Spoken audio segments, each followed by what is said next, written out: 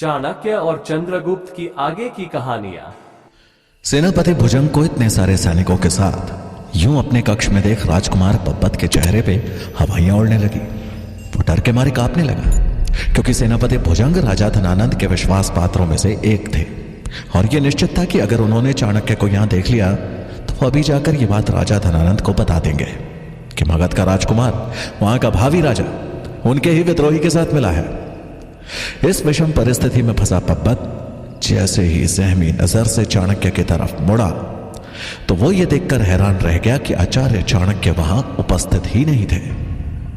चाणक्य सेनापति भुजंग और सैनिकों के आने की आहट पहले ही सुन चुके थे, इसलिए सबकी दृष्टि से बचकर वो तुरंत ही कक्ष में ही एक पर्दे के पीछे जाकर छिप गए थे। आचार्य चाणक्य को कक्ष में ना देख पब्बत ने राहत की सांस ली। भुजंग ने एक नजर कक्ष में दौड़ाई तो देखा कि पब्बत के अलावा वहां और कोई नहीं था। उन्होंने तुरंत ही सैनिकों को वहां से जाने का आदेश दिया और खुद आगे चलकर पब्बत के पास आए और उनका अभिवादन किया। राजकुमार पब्बत को इस तरह शांत देख सेनापति भुजंग हैरानी में बोले, युवराज, आप ठीक तो हैं? और आपके महल में इतना अंधेरा क्यों है? सेनापति की बात सुनकर पब्बत उनके प्रश्नों का उत्तर देते हुए बोला, सेनापति जी, मेरा स्वास्थ्य कुछ गड़बड़ है, इसी कारण मैंने आज शीघ्र ही दिए बुझवा दिए ताकि आराम कर सकूं। लेकिन आप कहें, अचानक मेरे कक्ष में आने का कोई विशेष कारण? सेनापति भुजंग गंभीर स्वर में बोले, जी राजकुमार, सूचना मिली है कि महाराज धनानंद को चुनौती देने वाला कपटी ब्राह्मण चाणक्य इस समय मगध में ही है। वो यहां किस प्रायोजन से आया है यह किसी को भी नहीं पता, लेकिन सुरक्षा की दृष्टि से सभी को चौकन्ना होने के लिए कहा गया है। मैंने आपके महल की सुरक्षा भी बढ़ा दी है। यदि आपको किसी भी प्रकार की परेशानी होती है या किसी भी व्यक्ति पर संदेह होता है तो आप तुरंत मुझे सूचित कीजिएगा। ठीक है सेनापति जी, अगर मुझे कुछ पता चला या परेशानी हुई तो मैं आपको सूचित कर दूंगा।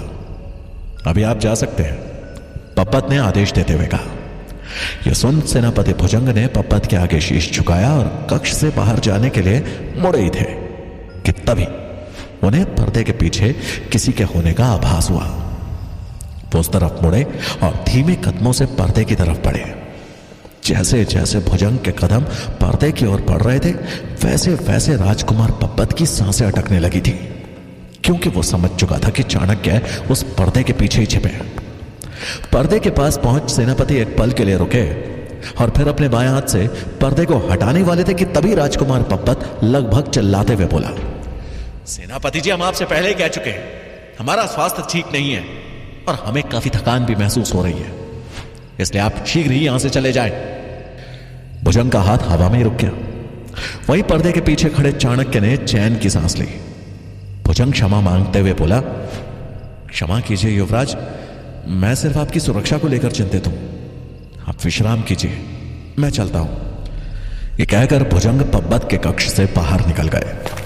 उनके जाते ही पब्बत अपने कक्ष के द्वार तक आया और एक बार द्वार के बाहर देख उसने यह सुनिश्चित किया कि यहां कोई और तो नहीं। पूरी तरह से तसल्ली करने के बाद उसने कक्ष का द्वार बंद किया और कक्ष के भीतर आकर आचार्य चाणक्य को आवाज दी, आचार्य, खतरा टल चुका है, कृपया सामने आ जाए। पब्बत की बात सुन आचार्य पर्दे के पीछे से निकलकर उसके सामने आए और बोले, मेरी रक्षा करने के लिए धन्यवाद। पब्बत विनम्रता से बोला, धन्यवाद की आवश्यकता नहीं है आचार्य, लेकिन अब आपका यहां रुकना खतरे से खाली नहीं। मुझे लगता है आपको तुरंत ही मगध छोड़कर चले जाना चाहिए। चाणक्य थोड़ा चिंतित होते हुए बोले, ये इतना आसान नहीं है। मैंने सेनापति भुजंग की बातें सुनी। अगर उन्होंने जल महल की सुरक्षा इतनी कड़ी कर दी है तो उसका सीधा मतलब है कि उन्होंने मगध की सीमा पे भी कड़ी सुरक्षा बिठा दी होगी। मुझे अब मगध से निकलने के लिए तुम्हारी मदद की आवश्यकता पड़ेगी।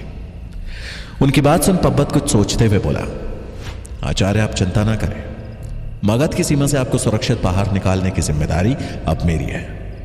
आप मुझे बस थोड़ा सा समय दीजिए। चाणक्य ने आखिरकार राजकुमार पब्बत को अपने विश्वास के घेरे में ले ही लिया था। वो अपनी इस विजय पे मन ही मन मुस्कुरा रहे थे। वहीं पब्बत चाणक्य से काफी हद तक प्रभावित हो चुका था। उसे जैसे चाणक्य में अपने जीवन का उज्जवल भविष्य दिखने लगा था। चाणक्य ने जिस तरह उसे भारतवर्ष के सम्राट बनने का सपना दिखाया था, वो उस सपने के लिए अब कुछ भी करने को तैयार था। इधर तक्षशिला में अपनी आज की शिक्षा खत्म कर चंद्रगुप्त छात्रावास पहुंचा। अपने वस्त्र बदलकर उसने छात्रावास की कोठरी से एक कंबल लिया और अपने कक्ष में जाकर जमीन में बिछे अपने बिस्तर पे लेट गया। बिस्तर पे लेटते ही वो एक झटके में उठकर खड़ा हो गया। उसका बिस्तर पूरा गीला था। तभी वीरसेन और उसके साथी जोर जोर से हंसते हुए उसके सामने आए। उन्हें हंसता हुआ देख चंद्रगुप्त समझ गया कि ये इन्हीं की शरारत है। हंसते हंसते वीरसेन ने पूछा, क्या हुआ सम्राट, आपको कोई परेशानी है? तभी एक दूसरा छात्र बोला, बेचारे सम्राट चंद्रगुप्त का बिस्तर जलमग्न हो गया। और यह सुनकर वहां मौजूद सभी छात्र जोर जोर से हंसने लगे। चंद्रगुप्त ने उनकी बातों पर कोई प्रतिक्रिया नहीं दी। वो अपने बिस्तर से उठा और उन सब की तरफ ध्यान न देते हुए वहां से बाहर चला गया। उसे बाहर जाते देख उनमें से एक छात्र बोला, ये बाहर कहां चला गया? वीरसेन ने तंज कसते हुए कहा, शायद सम्राट आज तारों की छांव में सोना चाहते हो। सारे छात्र एक बार फिर हंसने लगे और थोड़ी देर घूमने के लिए छात्रावास से बाहर निकल गए। कुछ देर बाद चंद्रगुप्त सूखी घास का एक गट्ठर उठाकर लाया और उसे अपने बिस्तर के स्थान पर बिछा लिया। कुछ समय बाद जब वीरसेन और उसके साथी छात्रावास लौटे तो चंद्रगुप्त को घास के ऊपर दिए गए रोशनी में अपना अध्याय पढ़ते देख चिढ़ गए। उन्हें तो लगा था कि आज रात भी चंद्रगुप्त की नींद खराब कर देंगे, पर चंद्रगुप्त ने अपनी बुद्धि का इस्तेमाल कर उनको मात दे दी थी।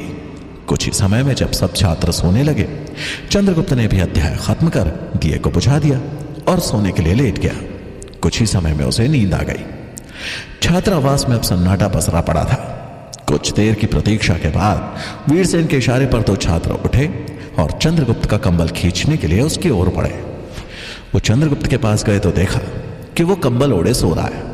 उनमें से एक ने पिछली बार की तरह खिड़की खोल दी और दूसरा बड़ी सफाई से चंद्रगुप्त का कंबल सरकाने लगा, पर कंबल था कि सरकने का नाम ही नहीं ले रहा था। उस छात्र ने दोबारा कोशिश करते हुए कंबल खींचने के लिए थोड़ा और जोर लगाया, लेकिन कंबल फिर भी नहीं सरका।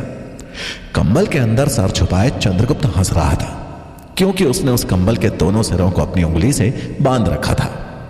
खींचकर वो छात्र अंधेरे में ही वीरसेन के पास पहुंचा और तभी आवाज में उससे बोला, पता नहीं कंबल के साथ क्या कर रखा है, खिसक ही नहीं रहा।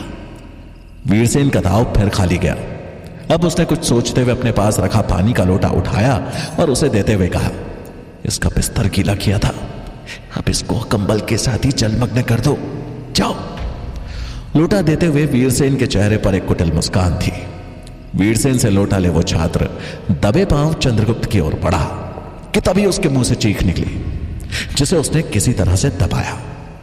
उसने नीचे देखा तो उसके पांव में कांटा चुभा था। एक पांव को ऊपर किए उसने जैसे तैसे संतुलन बनाया, लेकिन तभी दूसरे पांव में भी कांटा चुभ गया।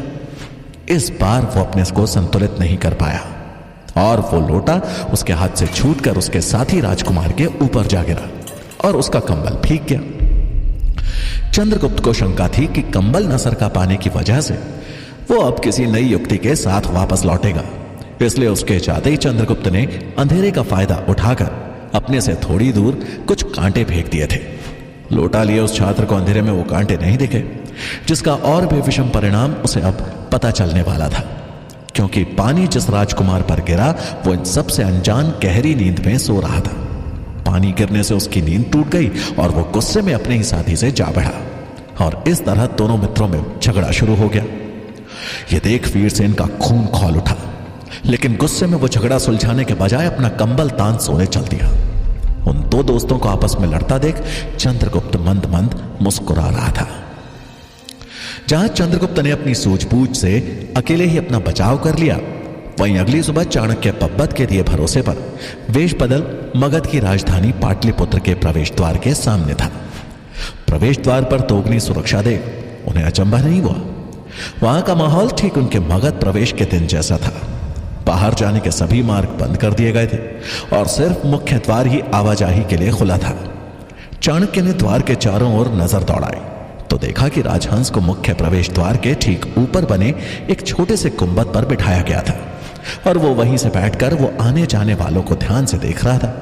आचार्य चाणक्य थोड़ी सतर्कता के साथ प्रवेश द्वार पर पहुंचे तो सेनापति भुजंग उन्हें रोकते हुए बोले, अपना परिचय और यहां आने का उद्देश्य बताओ।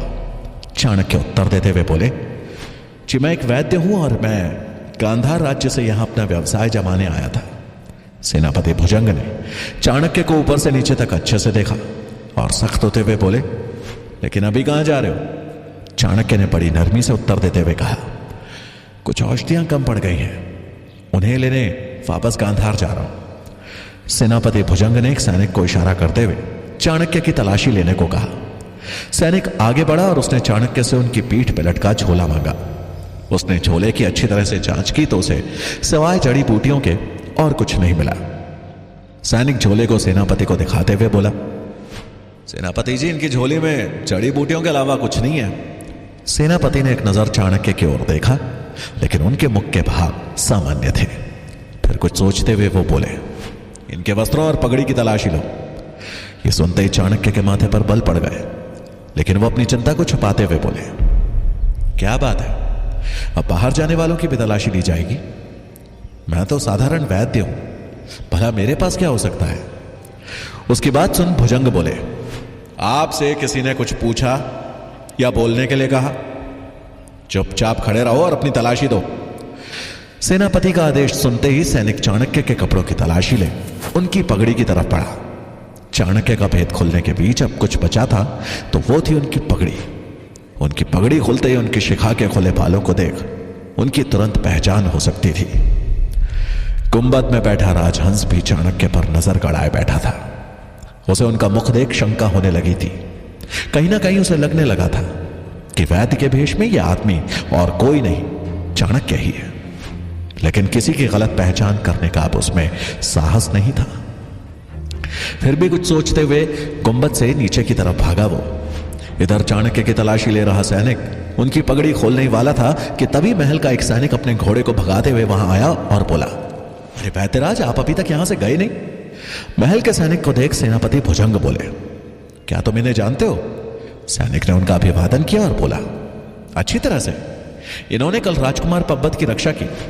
कल जंगल में आखेट करते हुए राजकुमार ने कोई जंगली फल खा लिया था और जब रात्रि को उनका स्वास्थ्य अचानक खराब होने लगा तो राजगुरु की अनुपस्थिति में इन्होंने ही राजकुमार का इलाज किया।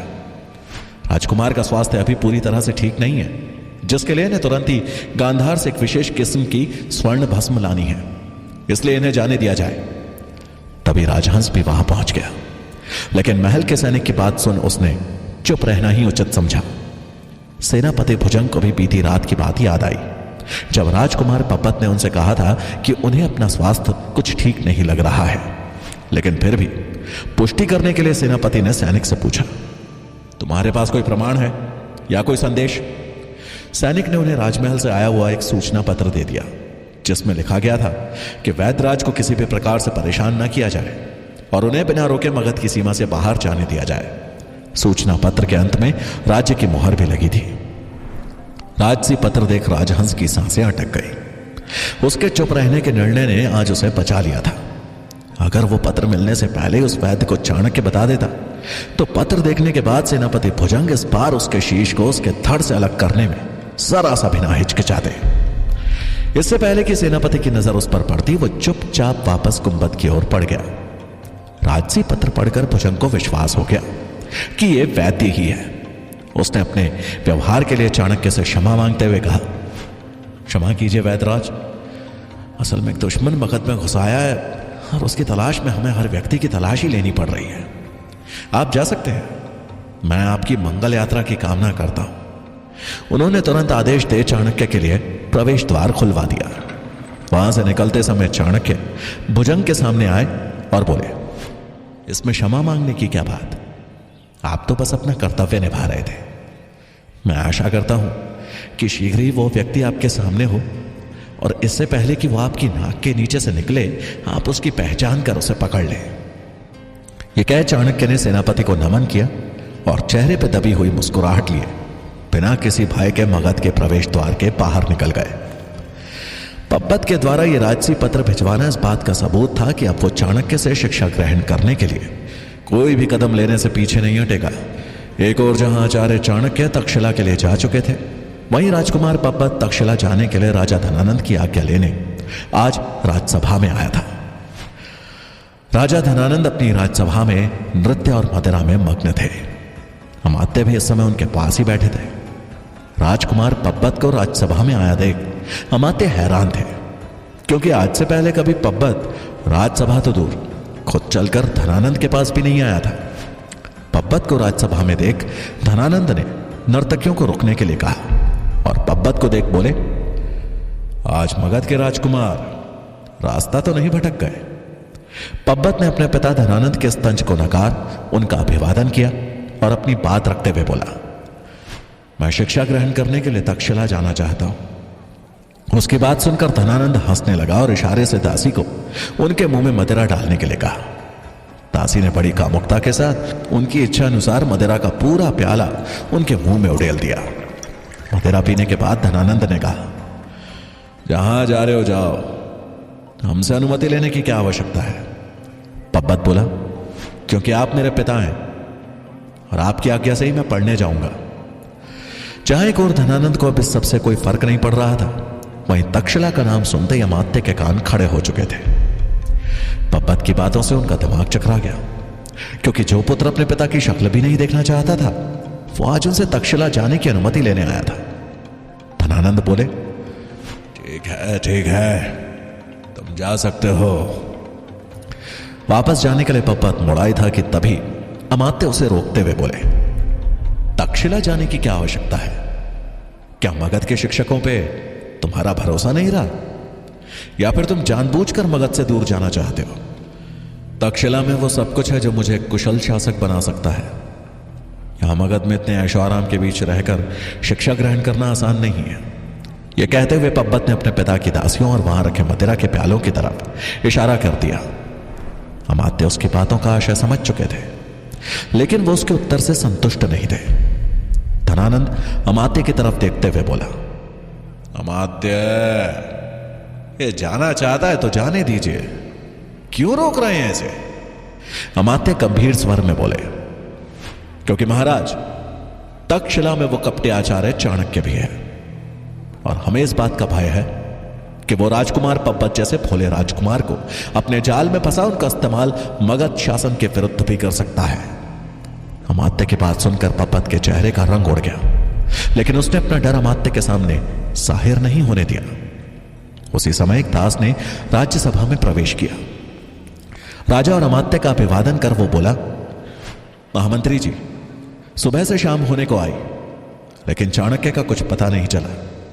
सभी यात्रियों की पूरी तरह से जांच परख कर ली गई है और साथ ही पाटलिपुत्र के हर घर की भी तलाशी ले ली गई है, लेकिन कहीं भी चाणक्य का पता नहीं चला। सारे राजमार्ग बंद होने के कारण व्यापारियों के आवागमन में समस्या हो रही है। सेनापति जी का कहना है कि आप जल्दी इस बारे में कोई निर्णय लें। अमात्य को यह बात सुनकर झटका लगा कि आखिर ऐसा कैसे हो सकता है। अगर चाणक्य यहां आया था तो कहां चला गया?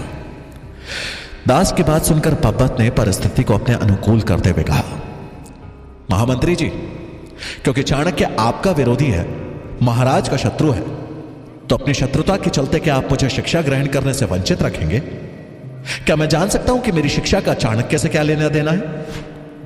मैं एक राजकुमार हूं और उच्च शिक्षा प्राप्त करना मेरा अधिकार, जिससे आप मुझे वंचित नहीं रख सकते।